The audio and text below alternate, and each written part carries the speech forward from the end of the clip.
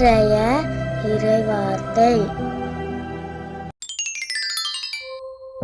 கடவுள் நமக்கு கோழையுள்ளத்தினை அல்ல, வல்லமையும் அன்பும் கட்டுப்பாடும் கொண்ட உள்ளத்தையே வழங்கியுள்ளார்.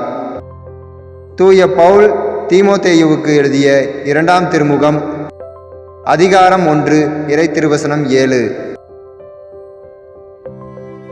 கடவுள் நமக்கு கோழையுள்ளத்தினை அல்ல, வல்லமையும் அன்பும் கட்டுப்பாடும் கொண்ட உள்ளத்தையே வழங்கியுள்ளார்.